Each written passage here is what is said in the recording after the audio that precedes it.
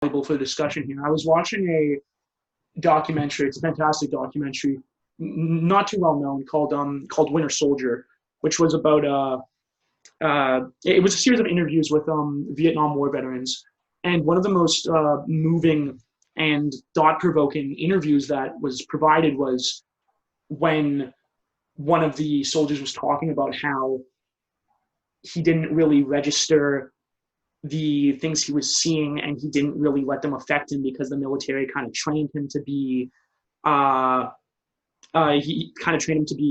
what's the word, sort of like emotionless and like a quantitative thinker. And the description of Nigel in the synopsis is sort of like a quiet, calculating thinker. And I was wondering if you could shed any light about maybe like if in the development of the character, like it's this military background that might make him like a little bit more like what's the word, like reserved and like calculating and incapable of expressing his emotions, or I guess judgmental towards the character of Jedd when he confides in him. It's a big question. Yeah, well, I think for one, first, when we start referring to gender traits as toxic, that's one thing that I kind of brush back against. You know, it's labels like that are causing the division, I think, that are making men feel fractionalized from society. I mean, you know, we all go to the hockey game and cheer. The crowd roars when the gloves hit the ice, but you know, at the same time we start slandering those same people. So it's like, I think we're a great society. I think we know at our hearts that violence isn't always the answer, but to say when somebody takes charge that's toxic is equally as revolting as when we call a woman the B word when she does the same thing. And I think overall as a society, we need to start being more accepting instead of trying to force labels on people, try to be a little bit more understanding. So like having a lot of veterans that are friends of mine and understanding the training that they go through. I mean, there's nothing that's perfect. Like we're all human, we all make mistakes, but at the end of the day, you know, our militaries around the world are training people to willingly and knowingly go into some of the worst situations on planet Earth, that thank God they're doing it so that these things don't disrupt our peace and freedom in our fantastic countries. But, you know, what soft way do you approach what those people are going to have to go through? So, I mean, when you see the construction of the character for Nigel, it's somebody who's been through regimented training. It's somebody who's built discipline and somebody who can take a little bit more because he's seen it, and he conveys that through the film, you know, and that's, like you said, that's that cold, calculated approach. And with the military experience, understanding that just be patient, the situation will get better. Just stick to what you've been, the training, stick to the plan. And, you know, if we all stick to the plan, things work out. And I think that there's still an aspect of truth to that. I mean, working as a team, if we all go off in our own individual directions, you've now got a group of individuals, and you're probably not going to achieve anything as a group of individuals. I know that our team has had its squabbles like any team, but you know, ultimately we all come together to support what we really think is a fantastic film and a great message. So, you know, it's coming to terms with all of those, and you know, Quinn has some strengths, Jill has some strengths, I have some strengths, and seeing what all those are and really maximizing it all in each other and celebrating our differences and really seeing the value and strength of us not all just being the same type of person, but going, yeah, Quinn's perfect for that, you know, go get it, right? Yeah, whoever is best suited for an interview or for speaking out about something. We're very equal within trying to share the cast's voice. Recently, we have had Paul and Quinn the most, obviously. They're the main stars. But hopefully we're going to hear from Will Webster, who plays an awesome character, Jedd, in the movie. That's fantastic, and I see you have the trailer pulled up there. We have a new trailer, actually. This is our extended first release for the fans, and it shares a lot of the story so people can get to know about who the characters are and the feel of the project. Yeah, I think it would. If we could actually watch that right now, that might give a sure, little no problem for discussion. Yeah. Pull your camera in a little closer, Jill. Closer? Yeah. You don't want to see my plants? Just now kidding. up. Okay, here we go. See, this is how this works. We all like to use like to do everything. I swear to God. Nothing Here's the magic of Hollywood. Too far to the right. More to the right? No, too far. Too far. How are we going? Here we go. Here we go, guys. We're gonna make this perfect for y'all. Here we go. That's good, guys. Enjoy.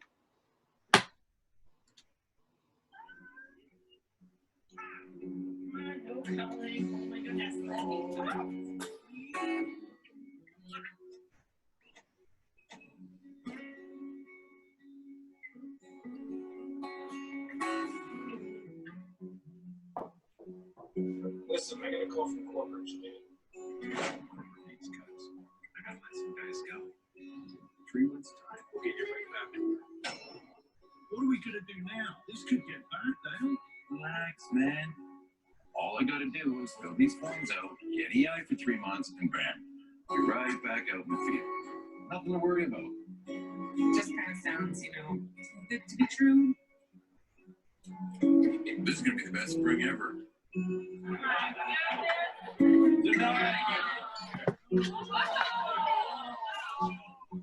Now we can spend more time in Jamaica. Hired 3 is still in effect, right? So it's gonna be a while longer. You wake up late every morning, you start drinking early. Come on, Dale. You know what your EI? Oh, your EI's half of what we need to cover the bills around here. Don't you know that?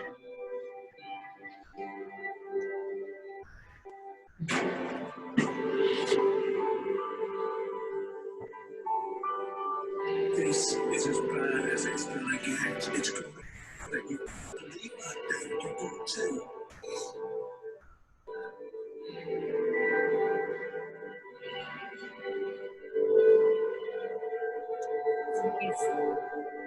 Boston Farm. We should get him back. It'll be fine. We'll get through this. Dale, look at me. Look, we're gonna get through this.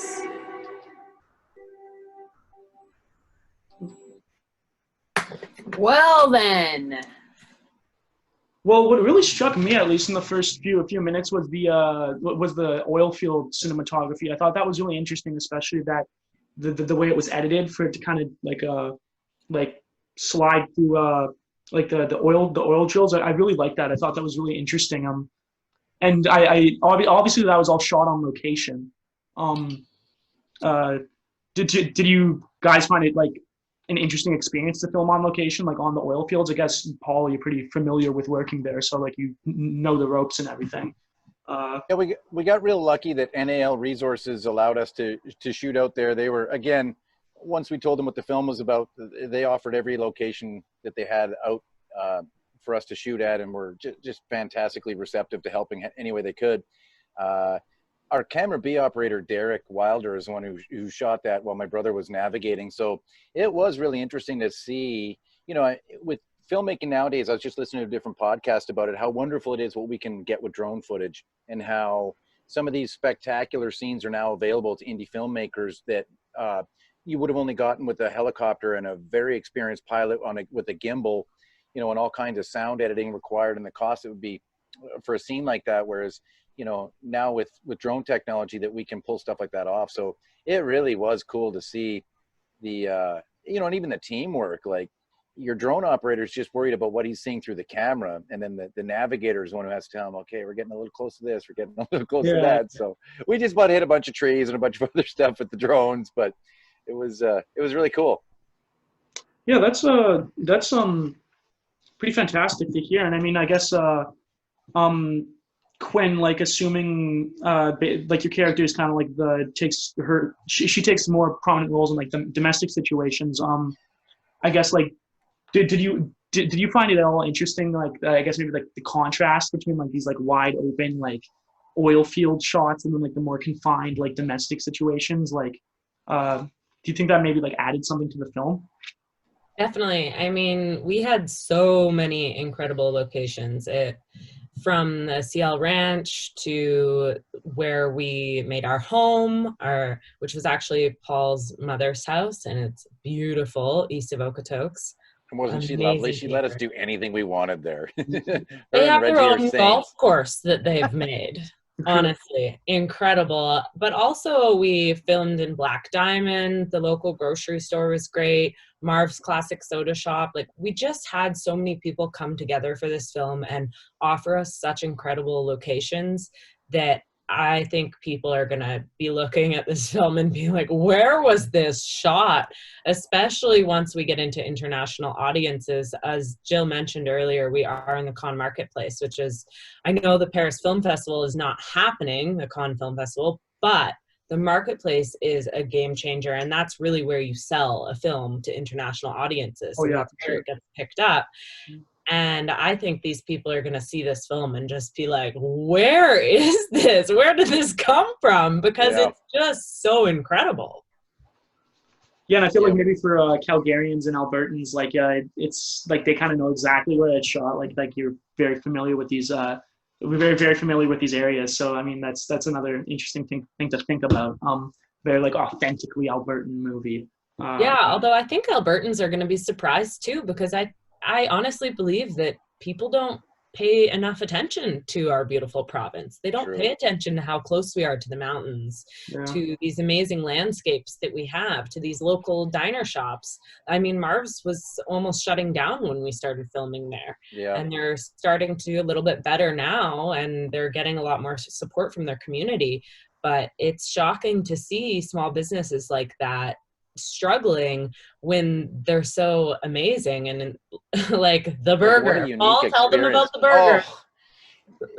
Dominic, if you're ever around Black Diamond, even within an hour, the Elvis burger is worth it. For one, Marv's going to come to your table and sing. This guy's actually a recording artist. He's really a showman to the absolute core. Like, it was just phenomenal to, like, it was such a wonderful experience shooting a first film, because I did have to do a lot of the pre-production myself and getting in touch with a lot of these people.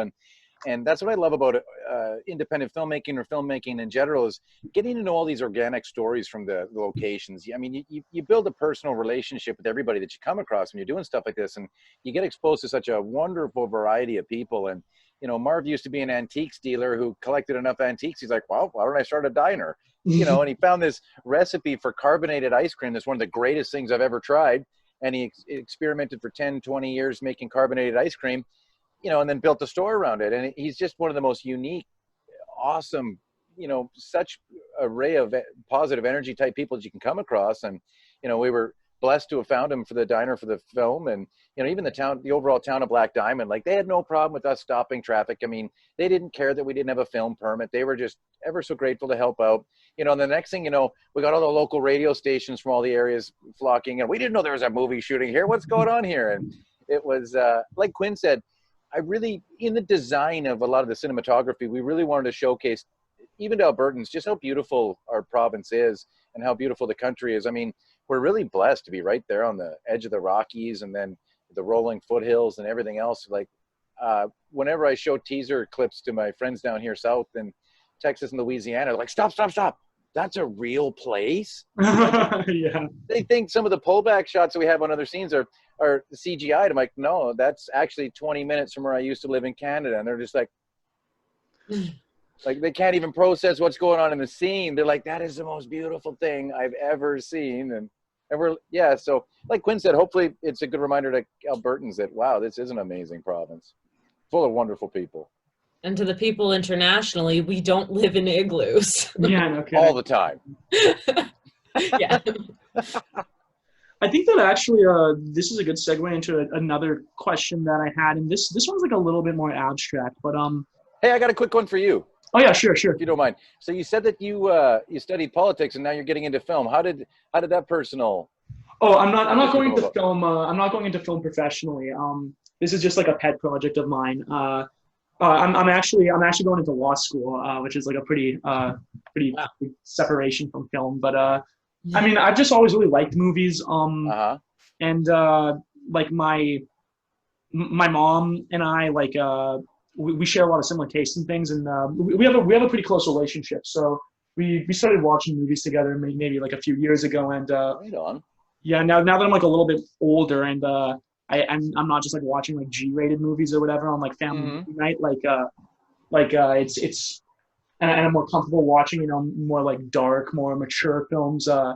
Again, like with my mom, like with my family, like it kind of brought me into like the whole world of movies, and you know, how fantastic an experience it can be, like not only to like watch them, but to like just understand how they were made, like again, try to develop personal relationships with the people who make movies. Like I mean, for example, like I guess it would have been 2018. I flew down to LA for a conference that was being held by David Lynch, great American director, and there was a Q&A with Francis Ford Coppola, and I mean, like I didn't like talk to him, like I didn't like chat with him, like it was just a Q&A, but it was really exciting experience just to like speak to someone who's like, you know, so internationally renowned, and it made me think, like, you know, these aren't like movie makers aren't like sort of like titans, like they're not people that you can't talk to, like they're really people. So I felt like when you guys reached out to me, it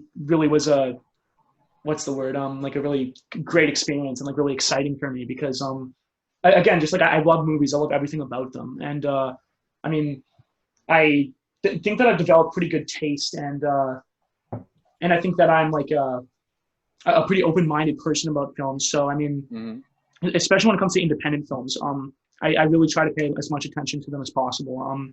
I try to support the independent Cinematheque down in my city. And I mean, you know, times have been rough recently because it's it's a small movie theater. That's like I think largely like nonprofit actually. So this whole quarantine situation has really affected it, as well as other movie theaters. But you know, I'm trying to do my part. I'm trying to you know, I guess also just like share movies with my friends, because I mean, like there's some people who I guess don't like reading. There's some people who don't like theater, and like whatever. Like I'm not going to judge them. Like they might be missing out on something, but like I'm not going to judge. But there's no one who like doesn't like movies. You know, like everyone has their favorite movie. Yeah. So I felt like, you know, I'd use this as an opportunity to like share things with other people, and you know, just like really develop something for myself out, like you said earlier, like outside of my more like professional life, like something that I could really I guess find that, you know, is really like my thing, you know. when are you going to make your mom proud and shoot your first film? Oh God, I don't know if I can now. It's really busy, you know, with you know, I'm moving away and everything, but hopefully. Quinn, did you just hear this guy? I didn't shoot my first film until I was 42. You got lots of time, buddy. I've got to hone my skills, my filmmaking skills. Yeah. Oh, just go for it. Yeah. Yeah. Well, I'm really glad you asked that question actually, because it's you know, it's one thing to be asking the questions, and another thing to have questions asked. I mean, to me, like I think this interview is like very I guess balanced, I'd like to say. And you know, again, I like to think that interviews about like, you know, building relationships, and if I've learned quite a lot about you guys. Like you've been actually quite candid about things that are, you know, very personal, and I've really got a feel for, I guess, your creative vision, both personally and professionally. And yeah, I mean, I guess as Albertans, I was wondering if there's a very specifically like Albertan feeling to this movie, and I guess like to qualify that by saying, like, again, like as a student of politics, I spent a lot of time studying Canadian politics, and one of the major things that we looked at historically was the idea of Western alienation, and I guess Alberta's feeling of alienation from, I guess you'd call it like the Canadian Federation. I know that under like the first Trudeau government, there was the National Energy Plan that caused a lot of discontent in Alberta, and there was a feeling that they lacked representation in, I guess, the energy industries. And I know that after this whole recent election, there was a whole talk about like Wexit and Alberta seceding from the Federation. And I mean, it was, a little bit of sound and fury, but I think it's indicative of at least a historical trend that like Western provinces, and I'm speaking as a Manitoban too, because Manitoba is kind of on like the periphery of this whole Western alienation issue. Like that this whole alienation problem has really affected like personal lives, and I was wondering if again, I know this is kind of abstract, but if this like feeling of alienation is like symptomatic of Alberta's situation, I mean, especially considering that depression is described by a lot of people as like a sense of alienation from oneself, from others, lack of belonging, etc., that sort of thing. I was wondering if you guys could comment on that as Albertans. That's a really deep question. You want to get at that one first, Quinn? I was thinking that was a perfect question for you. I just don't want to answer them all, but okay. The whole time I was like, this is right up Paul's alley. He's gonna love this question. Okay. Well, as a fourth generation Albertan, I think that it's very real. Like hearing stories even from my grandfather and my grandmother growing up in the Depression in Alberta, and hearing just how dire things got and how difficult or how long it was for the federal government to even notice that there was an issue. It wasn't historically, Washington, D.C. and Ottawa didn't realize that the dust storms that were killing the agriculture industry out west and down south in Texas were so bad until dust storms actually hit Ottawa and Washington, D.C. that had started in the Texas Panhandle, came all the way up to Alberta, to Vulcan, Alberta, and then cut across.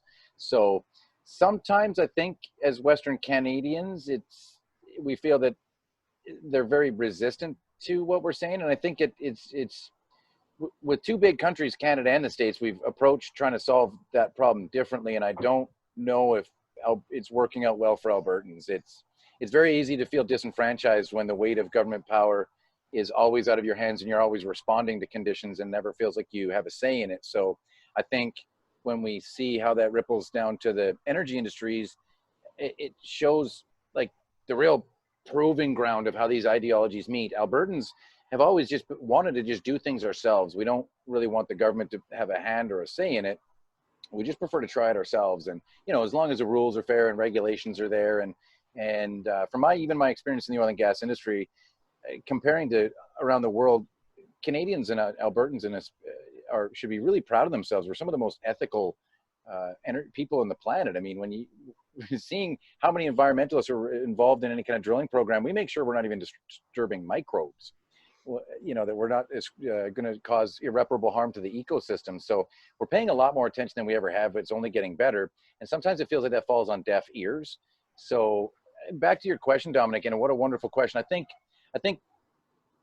if we don't pay attention to every individual layer, it's easy to not understand why people all of a sudden why did they blow up? But it's like, okay, we got this working against us, this working against us, this working against us, this working against us. And by the time you get to this layer, you're like, why did this person freak out? This isn't that bad, but you're not paying attention to all the rest of the stuff. So I think that that's a conversation that Canada is going to have to start having. I mean,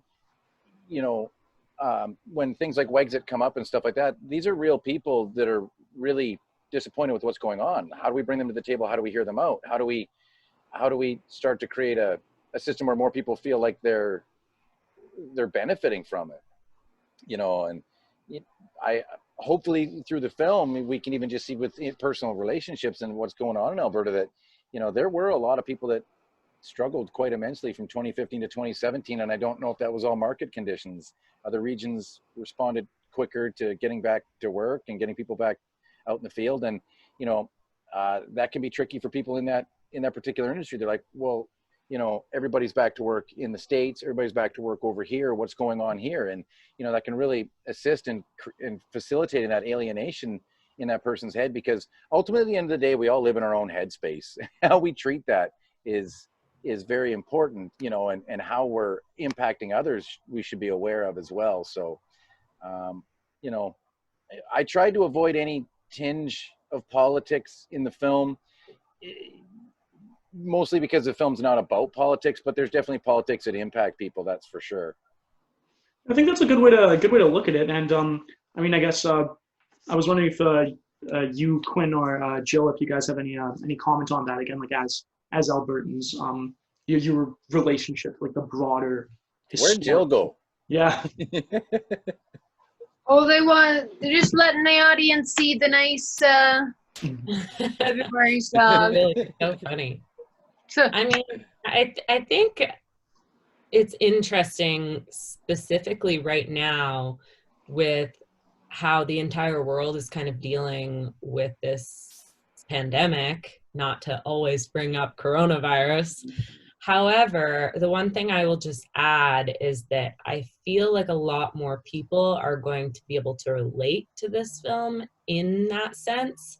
And in general, people are just going to understand the concept of what the people in this film go through and what the characters go through. And this story is going to be more easily told to a broader audience, specifically in where society's at right now and how everyone is sort of going through job loss. And I think if we had released last year, it might have been a lot different, and we wouldn't have been able to translate this story out to such a broad audience and have people really relate to it and understand it without being like, oh, I don't deal with that. Like, no. And now the whole world's dealing with that. Everyone's dealing with it. So I think people are going to understand it a lot more. And I think we're in a very interesting time frame in history where everyone in the world is once again kind of going, oh, we can all relate on some level with everyone once again. When was the last time in history that the world was kind of uniting on an idea like that? It's honestly. So I just think that we are lucky that we are telling this story at a time like this. That's again, that's some very interesting insight. Especially because I mean, this is like a very specifically Albertan film, but in another sense, it's also kind of universal. And I think that there's a lot of strength to a movie that can kind of get both sides like that, like a very specific, localized, personal story that also has a universal resonance. Yeah, do you have anything you'd like to add, Jill? What I really like about the film is the acting by new talent, new faces. You know, I'm really excited for the industry to see what we got. Yeah. And Quinn does quite the performance. She goes through a lot within her scenes. And to be honest, I don't know who else could have played that role that we know. Yeah, Quinn, what other films were you in before this one? Pardon, Paul? What other films were you in before this one? Oh, none. And you nailed it. But I think as well that the authenticity of the script was written years back. So I feel that Paul is not just getting on this wave of mental health and men and what he's trying to do right now in the oil field. That's like everything about it is organic to him. He's been in the oil field for many years. And it touches on his heart, and it's like based on true stories. And I think to the people that are going through that, he's a hero to them. So. Oh, thank you, Jill. Just saying, it's been a fun ride, and a little film like ours building up to what it is now and how much media we're getting and such in-depth questions by people like you. We're really glad that this is making I had no idea that you dove right into it and really resonated with it too. So I hope you see the film when it comes out. And if we ever do a premiere in Winnipeg, hopefully you'll be there. Oh, I hope so too. Yeah, I mean, the more I talk about it, the more we talk about it, the more excited I am for it. I mean, again, especially because I'm getting how much of a personal, I guess, process this is. And you know, I guess we have like a little under 5 minutes left, so I guess I'd like to I'm probably gonna post this at some point on my Instagram. I'd just like to again, reference for anyone who would be watching this in the future that this film is a very important step forward, not only for like an international and universal dialogue about like mental health, but a very important personal project for like independent filmmakers who should be supported. So I'm speaking to everyone else who will be watching here. But I guess, are there any like closing remarks that any of you would like to make in the last few minutes? Just to follow our Facebook. All our social media is just the name of the movie, February's Dog. There are 2 R's for those who might be like me. And I'm just kidding. But yeah, we're on Facebook every day we're not trying to be too much, but it's we have a lot going on that we share every interview that have coming up. Quinn has another interview June 1st on a Hawaii radio station. Oh, really? So please tune in on February's Dog Facebook, Instagram, Twitter. We're getting that going. And stay tuned for our journey. Every Wednesday, she hosts Let's Talk Mental Health with a new celebrity and gets the conversation going. That's fantastic. Yeah, and I guess do you guys have any closing remarks, Paul, Quinn? I think Jill covered it all. I would just, I suppose, like to say I'm proud of the team that we've got going here, and I really do hope that we can start a platform and that people do start opening up to the idea of sharing their stories and just uniting more as human beings. That's fantastic. Yeah. Any last words, Paul? Sure. Well, thanks for having us on, Dominic. So what we'll do is we'll get some of these behind the scenes pictures of me and Quinn. I'll sign up a few of those for you and send them over to Quinn. So if you can send your address to where we send these to Quinn. Yeah, for sure. I'll sign them, get her to sign them, and then throw in maybe one of our movie posters for you. Oh yeah, that's fantastic. So we'll sign that for you. So thank you so much for having us on. And yeah, you know, it's the task of being an independent filmmaker is daunting. So it doesn't have to be any more scary than it is. So hopefully people work together and you know, support each other's projects. That's how we all get out. It's not that they're in competition.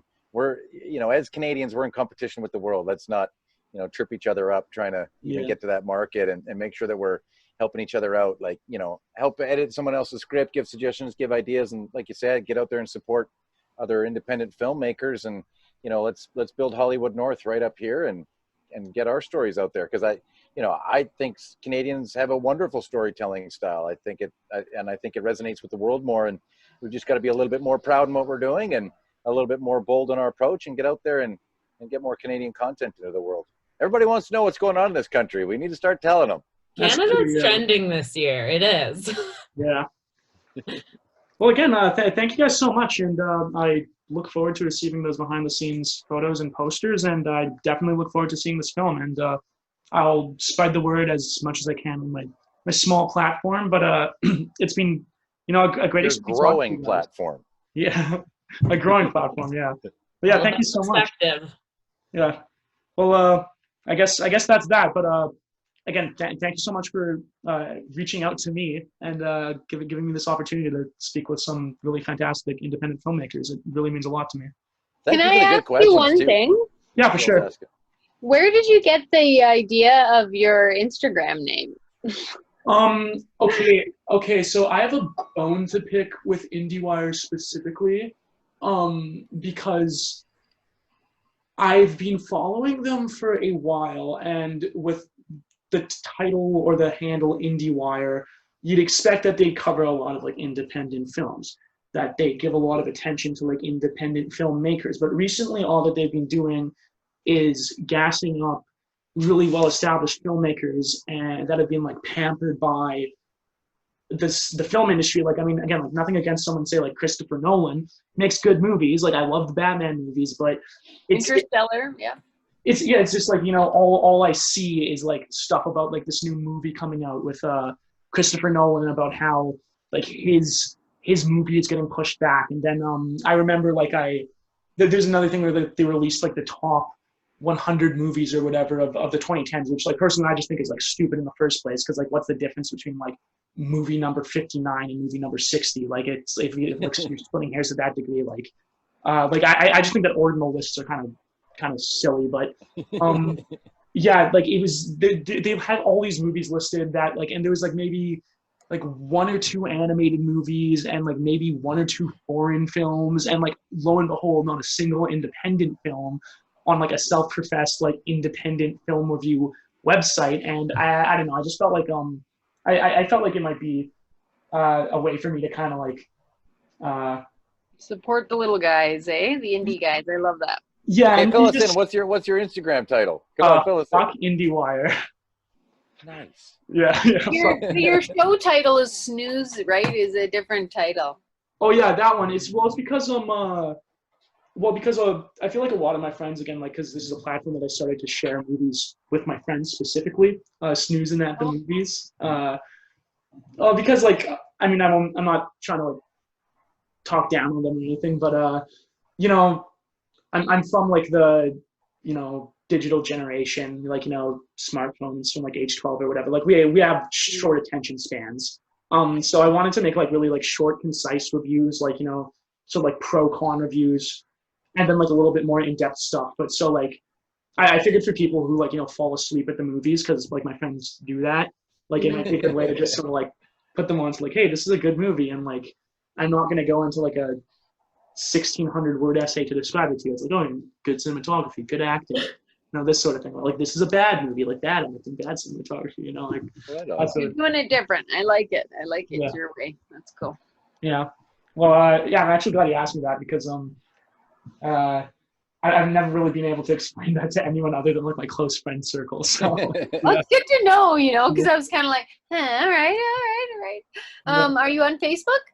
I am not on Facebook yet. I'm gonna have to make a Facebook though for when I get into law school. So I was probably gonna use that as an opportunity to start my own Facebook account for this as well. So yeah, I'm thinking about branching out, but you know, I feel like I don't have the time on my hands right now to, like, handle, like, multiple different accounts, you know. So It's a lot of work. Oh yeah, it's a full-time job over there. Yeah, ask the publicist on that one. Full-time job.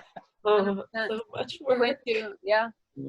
But there are good things that come from it, being able to spread the message, and we are independent, as you say. But hopefully we go global and everyone gets to see it. But thank you so much for having us. Well, thank you for reaching out to me. I mean, like, you're the one who invited me here, so I mean, I should thank you. This is a great Yeah, opportunity. I liked your work, your reviews. Yeah, thank you so much.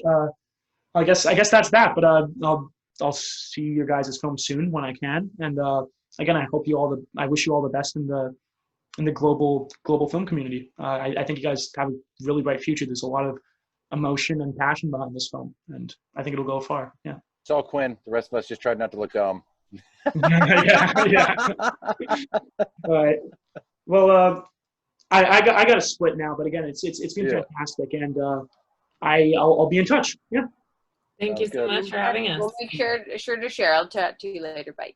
All right. Thank you so much. That's a wrap. Bye bye. Nice, Paul. Yeah.